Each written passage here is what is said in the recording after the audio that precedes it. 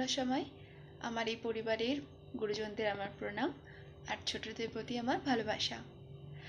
আজ এখন 10টার মতো বাজতে 10টা বাজছে এখন।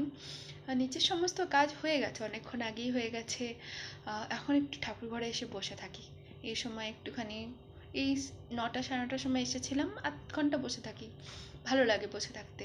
সারাদিনের কাজকর্মের পর না এখানে একটুখানি শান্তি পাই, মাথাটা চিন্তামুক্ত হতে পারে। সারাদিন তো নানা ধরনের আমরা চিন্তা মাথায় ঘুরতেই থাকে, যতই বলি চিন্তা করব না, কিছু না কিছু চিন্তা মাথায় আসতেই থাকে।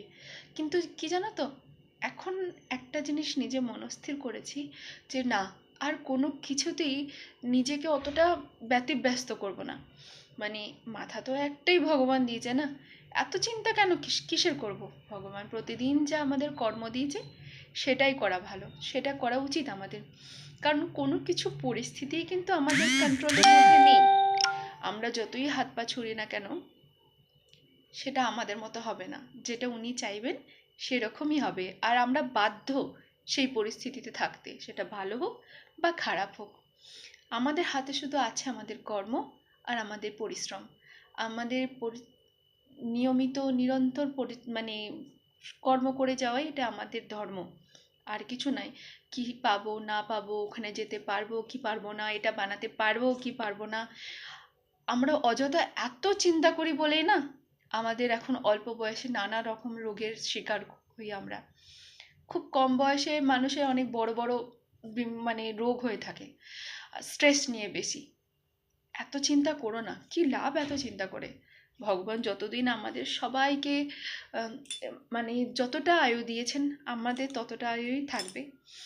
আর যেরকম পরিস্থিতিতে আমাদের রাখবেন সেরকম পরিস্থিতিতে আমাদের থাকতে হবে, তাই আমাদের ইচ্ছা থাকুক চাই না থাকুক। কিন্তু একটা কথা ঠিক, যে যখন কোনো পরিস্থিতি মনে হয় না খারাপ, ভাবতে পারবো না, যে মানে বুঝে উঠতে পারছি না এই পরিস্থিতি থেকে সত্যি বেরিয়ে আসতে পারবো কি পারবো না, কিন্তু ঠিক তখনই না উনি এমন এক রাস্তায় নিয়ে যাবে যে তোমার সমস্ত পরিস্থিতিটাই ঘুরে যাবে। তখন তুমি মনে করবে যে না, এটা ওনারই পরিকল্পনা, যে এই এই কঠিন পরিস্থিতির মধ্যে দিয়ে আমাদেরকে এনে আমাদের শক্ত করে তুলেছেন। তবেই আজ এই পরিস্থিতিটাকে আমরা ধরে রাখতে পারছি, বা এই সময়টাকে আমরা ধরে রাখতে পারছি। তাই ওনার সিদ্ধান্তের ওপর ভরসা রাখো। রাধে রাধে কৃষ্ণা।